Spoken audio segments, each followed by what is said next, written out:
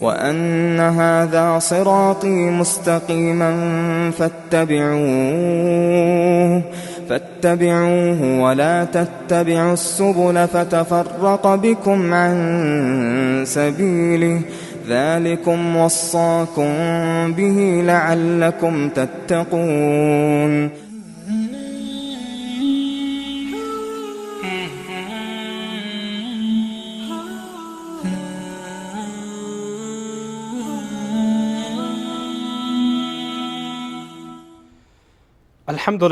الحمد لله والصلاة والسلام على رسول الله وعلى آله وصحبه و من والاه، اما بعد. السلام علیکم و رحمت الله و برکاته.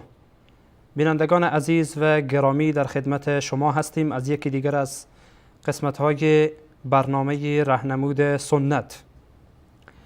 بینندگان عزیز و گرامی، باز هم صحبت ما در مورد کتاب دلائل الخیرات هست، یا به تعبیر دیگر دلائل الخیرات هست که باید در موردش صحبت بشه و ان شاء الله این قسمت و این برنامه ما آخرین برنامه در مورد این کتاب خواهد بود.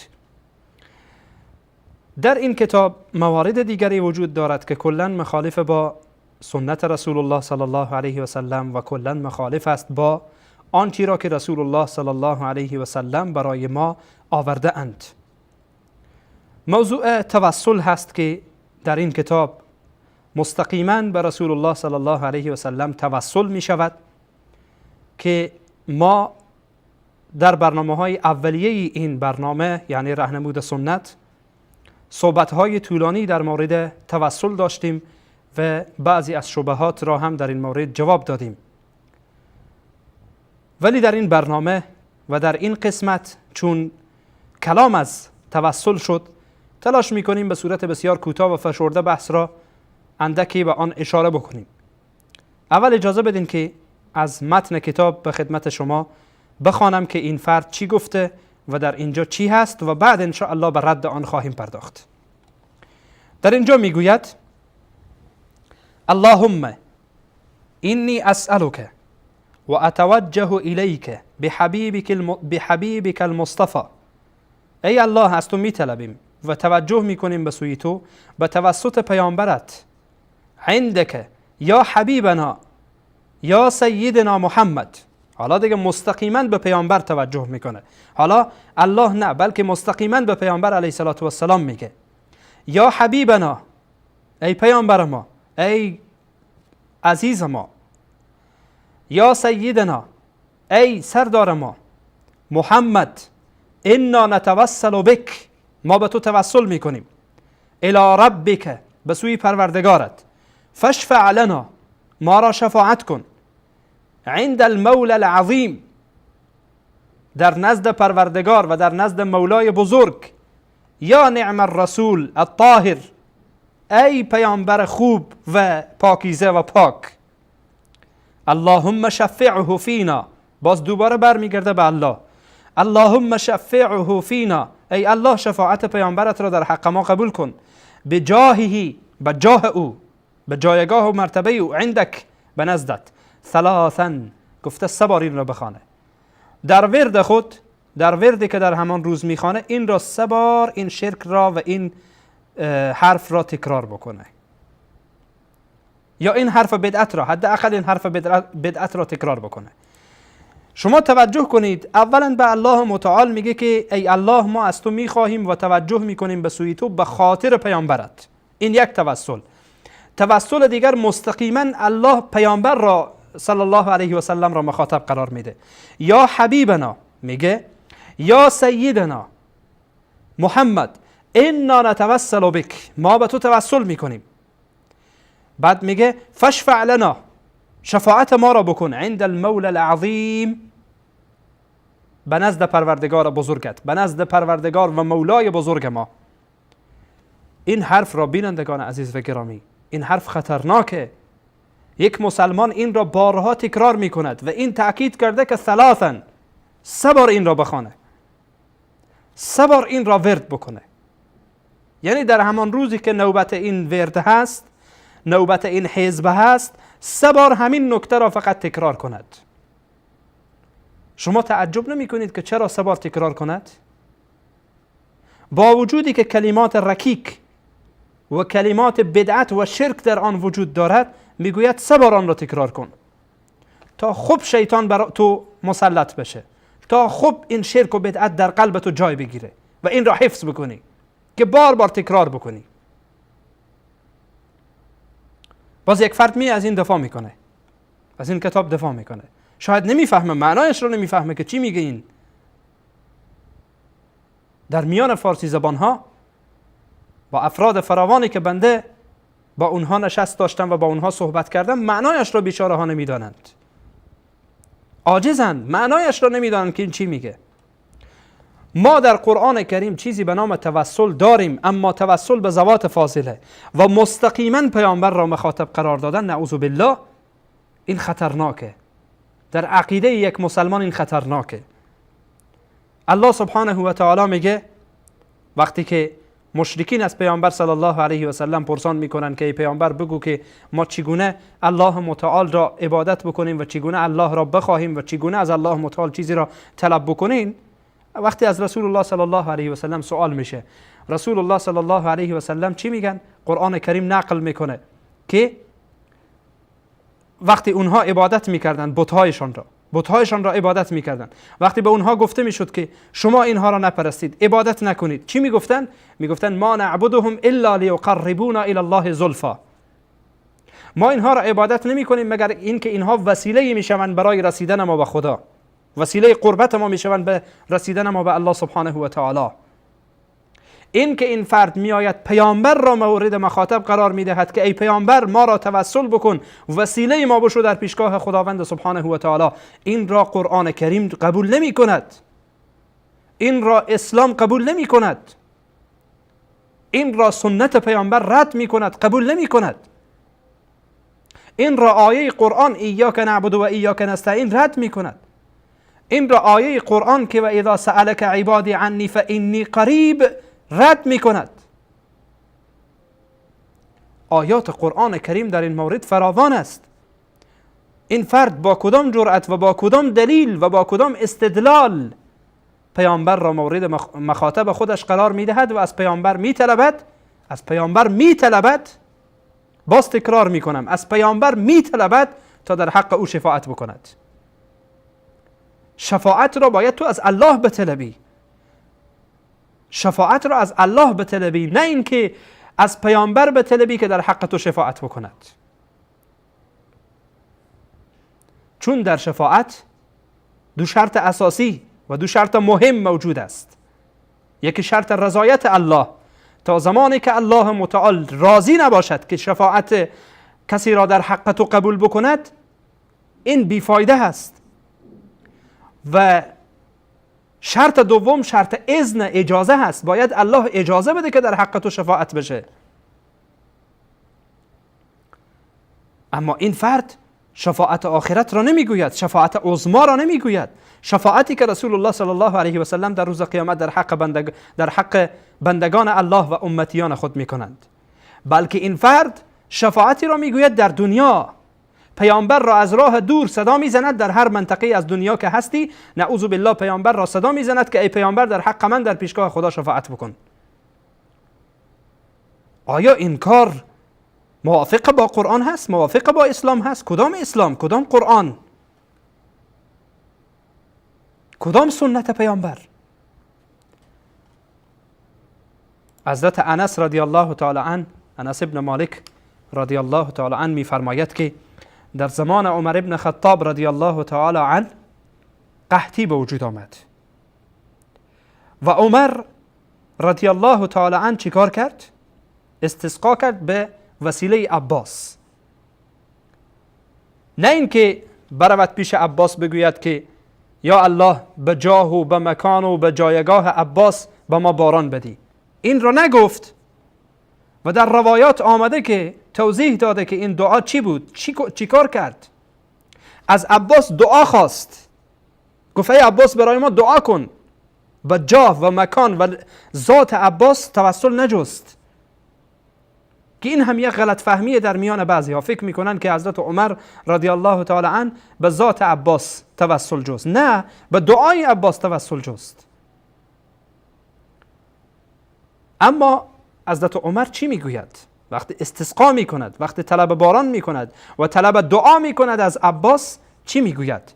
میگوید اللهم، ای بار الها، انا كنا نتوسل الیک بنبینا فتسقینا.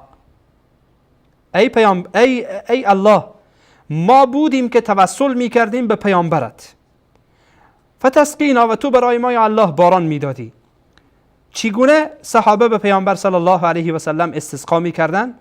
به ذات پیامبر استسقا نمیکردن، بلکه حدیث اعرابی موجود هست، حدیث فردی که رسول الله صلی الله علیه و سلم روز جمعه روی منبر ایستاده بودن، خطبه میخواندن. فردی آمد گفت یا رسول الله، یا رسول الله، از الله طلب باران کن، همه مال و اموال ما، همه چیز ما نابود شد. رسول الله علیه و سلام دعا کردن، گفتن یا الله برای ما باران بدی.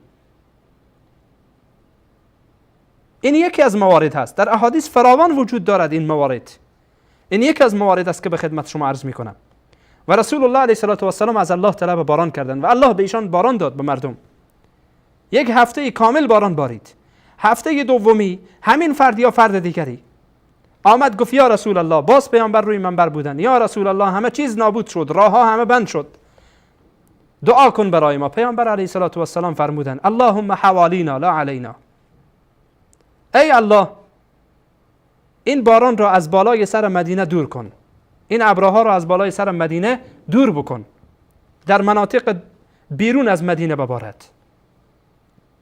و صحابه میفرمایند وقتی که ما از مسجد بیرون شدیم که ابرها رفته دور مدینه را گرفته و مدینه کاملا، روی مدینه ابری وجود ندارد.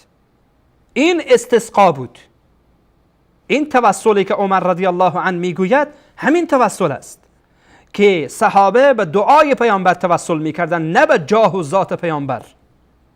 نمیگفتند که، اگرچه روایات ضعیف و دروغین در این مورد موجوده ولی مورد اعتبار نیست، نمیگفتند که یا الله به جاه پیامبر، یا الله به ذات پیامبر برای ما باران بده. اینو نمیگفتند، بلکه از پیامبر صلی الله علیه و سلم طلب دعا میکردن.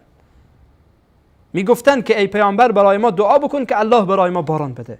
و رسول الله علیه و سلام دعا میکردن و الله متعال به ایشان باران میداد. چون پیامبر صلی الله علیه و سلم رابطه محکمی با الله سبحانه و تعالی داشتن.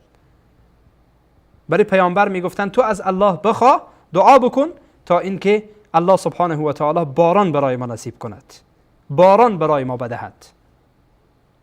و رسول الله علیه و سلام دعا میکردن و این در زندگی رسول الله صلی الله علیه و سلم بود. ادامه حضرت عمر چی میگوید؟ این حدیث در بخاری هست، حدیث 1010. در ادامه عمر رضی الله عنه میگوید و انا نتوسل الیک بعم نبینا فاسقنا. یا الله، حالا ما از تو به دعای کاکای پیامبرت، به دعای کاکای پیامبرت توسل میکنیم و وسیله میجوییم که برای ما دعا بکنه، یا الله فاسقنا، برای ما باران بدی. قال انس رضی الله عنه میفرماید فیسقون، الله به اونها باران داد و عباس دعا کرد و الله سبحانه و تعالی به دعای حضرت عباس رضی الله تعالی عنه کاکای پیامبر علیه السلام الله به اونها باران داد. این حدیث را کسانی که استدلال به توسل میکنن بر خودشان برمیگرده، بر علیه خودشان برمیگرده. سوال اینجاست که اگر توسل بعد از وفات رسول الله صلی الله علیه و سلم، مثل که این آقا، مثل که این فرد توسل میجویه و پیامبر صلی الله علیه و سلم را مخاطب قرار میده و پیامبر توسل میکنه و طلب شفاعت میکنه، طلب شفاعت در دنیا از پیامبر میکنه، اگر چنانچه این آقا فکر می کند این حدیث بر رد اون است. به خاطر اینکه سوال می کنم آیا مقام عباس بالاتر است یا مقام رسول الله صلی الله علیه و سلم؟ هیچ فرد مؤمنی نمیگوید مقام عباس، بلکه میگوید مقام پیامبر. سوال اینجاست که اگر توسل به قبر پیامبر و به ذات پیامبر جایز می بود، چرا حضرت عمر رضی الله تعالی عنه به قبر پیامبر توسل نکرد، بلکه آمد عباس را وسیله کرد و عباس دعا کرد؟ این دقیقاً بر علیه خودشان برمیگرده. چرا نکرد این کار را؟ حالا در اینجا دو پاسخ وجود داره. یکی این که ما بگوییم نعوذ بالله بگوییم عباس از پیامبر بهتر بود، که این را هیچ مسلمانی نمیگوید. یا این که باید اقرار بکنیم که توسل بعد از وفات رسول الله، صحابه این گونه دانسته بودند که بعد از رسول الله، بعد از وفات رسول الله علیه السلام بر قبرشان و بر جاهشان و بر ذاتشان درست نیست، که دقیقاً این معنای حدیث است و دقیقاً این با واقعیت مطابقت دارد. پس از این دوتا یک گزینه را باید انتخاب بکنیم و انسان مؤمن گزینه دوم را انتخاب می کند. گزینه دوم را انتخاب می کند که رسول الله علیه السلام مقامشان از عباس بالاتر است، چون توسل به ایشان درست نبود. حضرت عمر و اصحاب دیگر بر رسول الله صلی الله علیه و سلم توسل نکردند. و عجیب این است که وقتی خشکسالی در مدینه می آید در زمان قحطی و در زمان عمر رضی الله عنه، صحابه دیگر هم هستند، عثمان هست، علی هست، دیگه اصحاب همه هستند و کسی بر عمر رضی الله عنه انکار نمی کند. نمیگوید ای عمر چرا نمیری نزد قبر پیامبر تا به پیامبر توسل بکنی؟ چرا عباس را وسیله قرار میدی؟ مگر نمیشد؟ مگر مدینه دور بود؟ حضرت عمر در کنار اصلا مصلای مسلمان ها در کنار مسجد نبوی امروزی است، کنار قبر پیامبر بود، امام مسلمان ها بود عمر رضی الله عنه. میتونست مسلمان ها رو کشف بکنه، مسلمان ها رو بکشه بره کنار قبر پیامبر صلی الله علیه و سلم. باز بعضی چی میگوین؟ میگوین نه، اگر این کار را میکرد مسئله استسقا اتفاق نمیافتاد، چون سنت در این است که استسقا بیرون از شهر و بیرون از مناطق باشد، یعنی در مصلا اتفاق بیفته. خیلی خوب، خیلی خوب، ما با شما تنازل میکنیم در این مورد. اما سوال دیگری به وجود میآید که وقتی شما توسل به ذات پیامبر میکنید، آیا شما در داخل مسجد نبوی هستید، کنار قبر پیامبر هستید، یا نه از افغانستان و از ایران و از تاجیکستان و از فلان کشور و از فلان کشور شما توسل میکنید؟ پس این استدلال شما منتفی است، استدلال شما باطل است. از هر جهتی بزنید در دروازه به سوی شما بند می شود. این آقایی که این کتاب را در اینجا نوشته، این توسل را در اینجا نوشته، چی جواب میدهد به این حدیث؟ یا افرادی که از این دفاع میکنند چی جواب میدهند به این حدیث حضرت عمر رضی الله عنه؟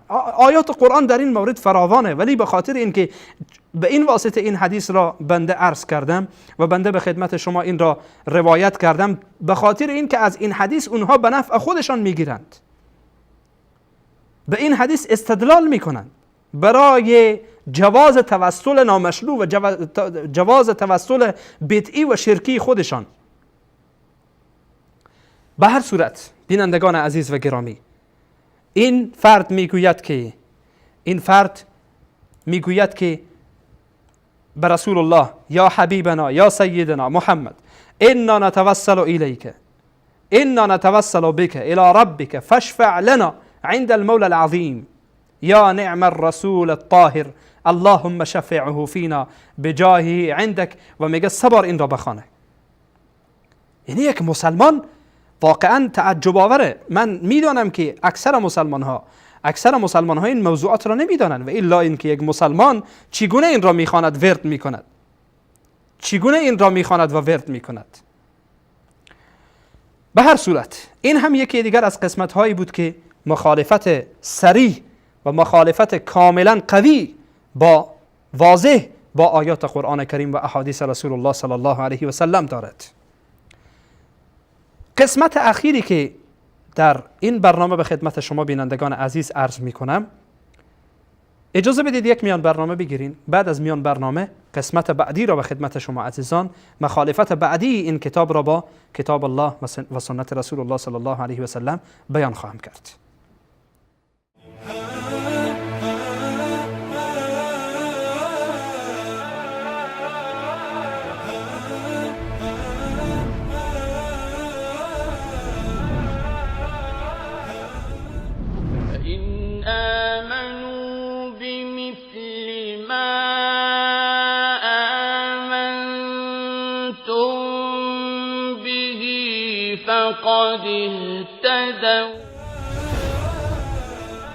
فإن آمنوا بمثل ما آمنتم به فقد اهتدوا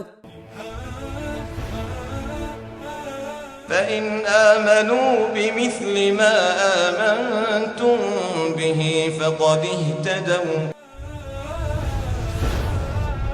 فإن آمنوا بمثل ما آمنتم به فقد اهتدوا وإن تولوا فإنما هم في شقاق فسيكفيكهم الله وهو السمیع العلیم. اگر آنها ایمانی به مانند ایمان شمای صحابه بیاورند به طور قطع هدایت یافتند و اگر از حق روی گردانی کنند پس راه مخالفت و دشمنی را در پیش گرفتند و به زودی الله تو را در برابر شر آنها کفایت خواهد کرد و او شنوا و داناست.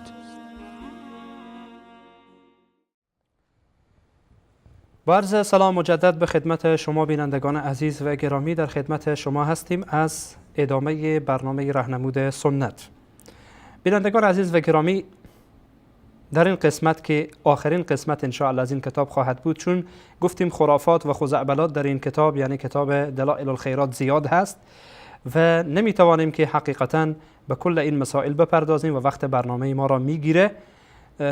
اجازه بدین که به یک قسمت دیگر هم اشاره بکنیم و بعدا انشاءالله بحث در مورد کتاب دلائل الخیرات را با هم دیگر تمام بکنیم. در این قسمت مؤلف این کتاب میگوید اللهم صل علی سیدنا محمد و علی آل سیدنا محمد ما سجعت الحمائم و حمت الحوائم و سرحت البهائم و نفعت التمائم. این نکته قابل بحث ماست. و نفعت التمائم، آیا تمیمه نفع میرسانه؟ تمیمه یا همان تعویض یا همان چیزی که به گردن آویزان میشه مگر نفع میرسانه؟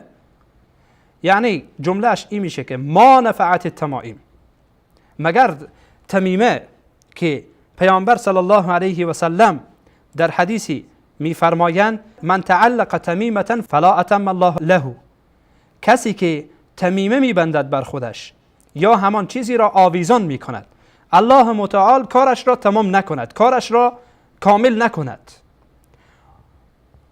و ما در برنامه راهنمود سنت، در سلسله برنامه‌های راهنمود سنت، در مورد تعویض و در مورد تمائم به صورت تفصیل صحبت کردیم و عزیزانی که با ما بودن حتما احکام این را میدانند، ولی از باب فایده میگویم، تذکر دوباره که این تمائم چنانچه رسول الله علیه السلام میفرمایند من تعلق تمیمه فلا اتم الله له، به این معناست که ما را از تمیمه و از تمائم ما را بر حذر می‌دارند، اما این تشویق میکند.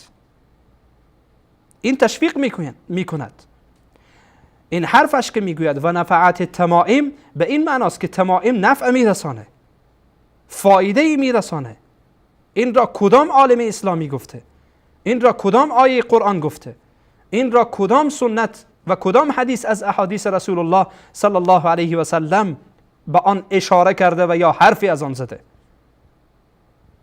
پس بناهن بینندگان عزیز و گرامی، با درک کامل و با فهم کامل و با درایت کامل با این موضوعات برخورد کنید. نشود که خدای نکرده فریب این حرفها را بخورید، فریب این نام ها را بخورید، حالا چی نامش دلائل الخیرات باشه، چی نامش هر چی دیگری میخواه باشه، به هر نامی که عربی شد، به هر نامی که کلمات خوب و مزین برای خود گرفت فریب نخورید. آن را یک نزدیکی به قرآن و سنت بدهید، ببینید که آیا موافق با قرآن و سنت هست یا نیست. کلام اخیرم این است در قسمت دلائل الخیرات. بینندگان عزیز و گرامی، برادر بزرگوار من، خواهر بزرگوارم که تا حالا این را میخواندی، حالا خب فهمیدی، بر تو اتمام حجت شد، بر تو اتمام حجت شد. روی بیاور به قرآن، روی بیاور به ادعیه های سنت، روی بیاور به دعاهایی که در سنت پیامبر صلی الله علیه و سلم وارد شده. پیامبر برای ما مسائل را در دعا کردن تشویق کردند. شما این دعا را بخوانید، این دعا را بخوانید، دعای وقت خواب، دعای وقت بیدار شدن، دعای وقت آب خوردن، دعای وقت غذا خوردن، دعای وقت راه رفتن، دعای وقت بیرون شدن از منزل، دعای فلان و فلان و فلان. مثلا کتاب حصن المسلم که به ترجمه فارسی پناهگاه مسلمان، دعاهایی در این جمع شده. غیر از این کتب دیگری. اگر شما واقعا میخواهید اهل دعا باشید، اهل ورد باشید، این دعاهای سنت را ورد کنید. دعاها و اذکار صبح و شام را بخوانید که از رسول الله صلی الله علیه و سلم ثابت شده، پیامبر خواندن، صحابه پیامبر خواندن.